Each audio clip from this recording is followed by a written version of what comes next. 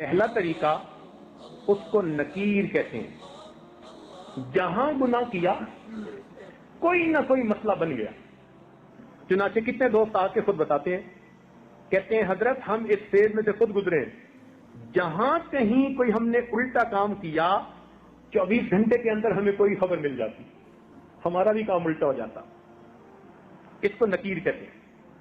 فضیل بن عیاض رحمۃ اللہ علیہ فرماتے ہیں کہ میں نے جب بھی اللہ تعالیٰ کی نافرمانی کی, میں نے جب بھی اللہ تعالیٰ کی نافرمانی کی, میں نے اس نافرمانی کا اثر اپنی بیوی میں, اپنی اولاد میں, اپنے خادموں میں یا اپنے سواری کے جانور میں کہیں نہ کہیں ضرور دیکھا. میں نے اللہ کی نافرمانی کی, میرے جتنے ماتحت تھے اس میں سے کسی نہ کسی نے میری نافرمانی کی. تو ہم غور کریں, اگر آج بیوی ہماری بات نہیں سنتی تو کہیں اللہ تعالیٰ کی نافرمانی کا یہ نقد سزا تو نہیں ہے. آج اولاد جو نافرمان بن گئی, کہیں اللہ تعالیٰ کی نافرمانی کی نقد سزا تو نہیں ہے. کام کرنے والے کاروبار میں جو دھوکے دے جاتے ہیں, کہیں یہ نقد سزا تو نہیں ہے. تو اس کو نکیر کہتے ہیں کہ گناہ کیا اور اس گناہ کی فوراً سزا ملی. غلطی کی, تھپڑ لگ گیا تو پھر سنبھل گیا کہ اچھا اب نہیں کرنا. یہ اللہ تعالیٰ کی رحمت ہوتی ہے. غلطی پر جب ماں تھپڑ لگا دیتی ہے نا تو ماں کی شفقت ہوتی ہے, سمجھانا ہوتا ہے خبردار آئندہ نہ کرنا. تو جب اس طرح ہو نا نکیر والا معاملہ, تو اس کا مطلب کہ اللہ تعالیٰ اس بندے کو الٹا کام نہیں کرنا دینا چاہتے, اس کو سیدھا رکھنا چاہتے ہیں. تو اللہ تعالیٰ کی نظر عنایت ہوتی ہے. تو ایسا کوئی واقعہ پیش آ کے تو پھر اس بندے کو اللہ تعالیٰ اپنی طرف متوجہ کر لیتے ہیں. یہ جو اس قسم کی مشکلات آتی ہیں نا, یہ کئی مرتبہ اس لیے آتی ہیں کہ بندے کی آنکھیں کھل جائیں. ایک اصول یاد رکھیں, خوشیاں سلاتی ہیں اور غم جگاتے ہیں. خوشیاں سلاتی ہیں اور غم جگاتے ہیں. جب غم آتے ہیں نا تو پھر بندے کو خدا یاد آتا ہے. جو پہلے فرض نماز بھی نہیں پڑھتا تھا, اب وہ فرض پڑھنے کے بعد اشراق بھی پڑھ رہا ہے, اوابین بھی پڑھ رہا ہے. جس کو ایک صفحہ قرآن مجید کا تلاوت کی توفیق نہیں تھی, وہ آج بیٹھا ہوا سورہ یاسین بھی پڑھ رہا ہے, سورہ ملک بھی پڑھ رہا ہے, تغابن بھی پڑھ رہا ہے. لگتا ہے پورا قرآن پڑھ کے اٹھے گا. پوچھے کیا بنا؟ یار ایک پریشانی ہے, بس دعا کرو اللہ دور کر دے. تو پریشانی کئی مرتبہ بندے کی یاد دہانی کا سبب بن جاتی ہے. وہ پھر اللہ کے گھر آتا ہے, ریئلائز کرتا ہے, معافیاں مانگتا ہے, اللہ تعالیٰ اس پریشانی کو دور فرما دیتے ہیں. تو یہ بھی رحمت بن جاتی ہے. ایک اور صورت ہے پریشانی کی, اس کو کہتے ہیں تاخیر. تاخیر کا مطلب ہوتا ہے ڈیلے کر دینا. یہ پہلے سے بڑی سزا. وہ جو نقد تھپڑ لگتا تھا نا, یہ اس سے بڑی سزا کہ اللہ تعالیٰ اس کو فوراً تھپڑ نہیں لگاتے, موقع دے دیتے ہیں, ڈھیل دے دیتے ہیں. اچھا تم کرتے ہو, کرتے پھرو, ہم بھی تمہارا بندوبست کریں گے. تو اللہ تعالیٰ اس کو موقع دیتے ہیں. پھر وہ بندہ زیادہ برائیوں میں دب جاتا ہے, گھس جاتا ہے. جب زیادہ برائیوں میں دھنس جاتا ہے پھر اللہ تعالیٰ کی اچانک پکڑ آ جاتی ہے. اور یہ پہلے سے بڑی سزا, بہت بڑی سزا. چنانچہ ایک عورت کا واقعہ, ان پڑھ تھی مگر زبان کی ذرا تیز بھی تھی. اللہ نے اسے بیٹا دیا. ایک دن کسی کام میں مشغول تھی اور وہ بیٹا پیچھے پیچھے پیچھے پیچھے. کچھ بچوں کو نا گودوں کا چسکا ہوتا ہے, ہر وقت کی گود میں رہتے ہیں. یہ چاہتی تھی میں کام سمیٹوں اور بچہ چاہتا تھا کہ مجھے یہ گود میں لے لے. تو اس نے اس کو دکھایا, فیڈر بنا کے دیا اور اس کو کہا کہ خبردار جو اب اٹھ کے میرے پیچھے آیا. فیڈر دودھ پی اور یہیں لیٹا ہے. وہ بچہ تھا, اس نے تھوڑی دیر دودھ پیا, جب بھوک ختم ہو گئی وہ اٹھا پھر ماں کے پیچھے, امی امی امی. اب یہ غصے میں آ گئی, اور جب غصے میں بندہ آ جاتا ہے نا اس کو سمجھ نہیں آتی کہ وہ کر کے آ رہا ہے. غصے میں آ کے کہنے لگی، پھر اٹھ کے میرے پیچھے آ گیا، اور پھر اس کے بعد اس کو بد دعا دے دی۔ بد دعا کیا دی؟ کہنے لگی تو تو سویا سو ہی جاتا تو اچھا تھا، تو تو سویا سو ہی جاتا تو اچھا تھا۔ اللہ تعالیٰ نے بد دعا قبول کر لی، مگر بچے کو اس وقت موت نہیں آئی۔ وہ بچہ بڑا ہوا، بڑا خوبصورت، بڑی میگنیٹک پرسنالٹی اس کی، بڑا آئی کیو لیول اچھا اس کا، سکول میں فرسٹ آتا رہا، کالج میں فرسٹ آتا رہا، پھر بزنس مین بن گیا۔ اس کا بزنس ایسے چمکا اور وہ اتنے اچھے اخلاق والا بچہ کہ محلے کے لوگ جب اسے دیکھتے تو تمنا کرتے کہ اللہ ہماری اولاد کو بھی ایسا بنا دے۔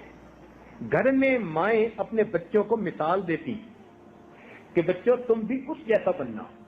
بڑا بوم کرنے لگا اس کا بزنس۔ خیر جب خوب بہاریں آ گئیں، اب ماں نے اس کی شادی کے لیے تیاری کی۔ ایک حور پری لڑکی ڈھونڈی اس نے کہیں سے، شادی کی ڈیٹ طے ہو گئی۔ جب شادی میں 3 دن تھے تو یہ نوجوان گھر کا کچھ کام کروا رہا تھا، اچانک جو کسی جگہ سے اس کا پاؤں پھسلا، یہ گردن کے بل گرا اور وہیں اس کی موت آ گئی۔ اب ماں اتنا روئی کہ میرے اتنے جوان بیٹے کو موت آئی کہ ذہنی توازن کھو بیٹھی، پاگل بن کے چلتی تھی گلیوں میں۔ چھوٹے ہوتے ہوئے ہم اسے دیکھا کرتے تھے تو ہمیں ہمارے بڑوں نے یہ بات بتائی کہ بعد میں محلے میں کوئی بڑا نیک بندہ تھا، اس کو ایک خواب کے ذریعے سے بتایا گیا کہ یہ جو اس عورت کے ساتھ معاملہ ہوا، یہ اسی کی بد دعا کو ہم نے قبول کیا تھا۔ اس نے بچپن میں بد دعا کی تھی، ہم نے بد دعا تو قبول کر لی مگر پھل کو پکنے دیا۔ جب پھل پک کے تیار ہو گیا، اب ہم نے پھل کو کاٹا، تجھے پتا چلے تو نے کس نعمت کی ناقدری کی تھی۔ کتنی بہنیں ہیں جو اپنے بھائیوں کو بد دعا دیتی ہیں، کتنی مائیں ہیں اپنے بیٹوں کو بد دعا دیتی ہیں، کتنی بیویاں ہیں اپنے خاندوں کو بد دعا دیتی ہیں، پھر بعد میں بیٹھ کے روتی ہیں۔ تو کیا پتا ہماری ہی بد دعا جو کبھی غصے میں کی تھی آج جا کے اس کا اثر ظاہر ہوا۔ تو اس کو پہلے سے بڑی سزا ہوتی ہے، اس کو کہتے ہیں تاخیر۔ اللہ تعالیٰ تاخیر کر دیتا ہے، ڈیلے کر دیتے ہیں۔ قرآن مجید میں اللہ تعالیٰ فرماتے ہیں فَلَمَّا نَسُوا مَا ذُكِّرُوا بِهِ فَتَحْنَا عَلَيْهِمْ أَبْوَابَ كُلِّ شَيْءٍ، کہ جب وہ لوگ بھول گئے جو ان کو نصیحت کی گئی تو ہم نے ان پر ہر چیز کے دروازوں کو کھول دیا۔ خوب عیش کریں جو چاہتے ہیں، حتیٰ اذا فرحوا بما اوتوا، حتیٰ کہ جب وہ بڑے خوش ہو گئے جو ان کو ملا تھا اور خوب موج میلہ کرنے لگے، اللہ تعالیٰ فرماتے ہیں اخذناہم بغتۃ، ہم نے اچانک ان کو اپنی پکڑ میں لے لیا۔ یہ بہت خطرناک سزا ہوتی ہے۔ اس لیے میرے دوستو، جب انسان گناہوں بھری زندگی گزار رہا ہو اور اللہ تعالیٰ کی نعمتوں کی بارش بھی اپنے اوپر دیکھ رہا ہو تو یہ بڑا ڈرنے کا مقام ہوتا ہے، یہ بڑا ڈرنے کا مقام ہوتا ہے۔ او اللہ، میں گناہوں پہ گناہ کر رہا ہوں، آپ نعمتیں بھیج رہے ہیں، کہیں مجھ کو پھنسایا تو نہیں جا رہا، ٹریپ میں تو نہیں لا رہے۔ اس کو تاخیر کہتے ہیں۔ اور ایک اس سے بھی بڑی سزا، اس کو کہتے ہیں اللہ رب العزت کی خفیہ تدبیر۔ اللہ تعالیٰ کی خفیہ تدبیر کہ اللہ تعالیٰ ایسی طرح سے بندے کو سزا دیتے ہیں کہ بندے کو پتہ بھی نہیں چلتا کہ یہ سزا تھی، ایسی طرح سے سزا دیتے ہیں۔ مثال کے طور پر جوانی میں بدماشیاں کی اور اللہ تعالیٰ نے بڑھاپے میں بیوی کو نافرمان بنا دیا۔ جب اولاد جوان ہو اور ماں کا ساتھ دے رہی ہو اور اس وقت بیوی اپنے خاوند کی نافرمان ہو جائے تو جتنا بڑھاپا اس بندے کا خراب ہوتا ہے وہ اپنی کیفیت کسی کو بتا بھی نہیں سکتا۔ تو کرتوت جوانی کے سزا ملی بڑھاپے. اب دل کا دکھ کس کو کہے؟ اس کو کہتے ہیں اللہ تعالیٰ کی خفیہ تدبیر. کوئی بیماری ایسی دے دی، نعمتوں سے محروم کر دیا. چنانچہ ایک عورت نے خط لکھا کہ حضرت 7 سال ہو گئے، میں قسم قسم کے کھانے بناتی ہوں اور گھر میں آئے ہوئے مہمانوں کے لیے دسترخوان پہ لگاتی ہوں، لیکن خود السر کی مریضہ ہوں. 7 سال میں فقط جوسز وغیرہ پی کے گزارا کرتی ہوں، لیکوڈ چیزیں. روٹی کا ایک لقمہ بھی میرے منہ میں نہیں گیا، میں روٹی کو ترستی.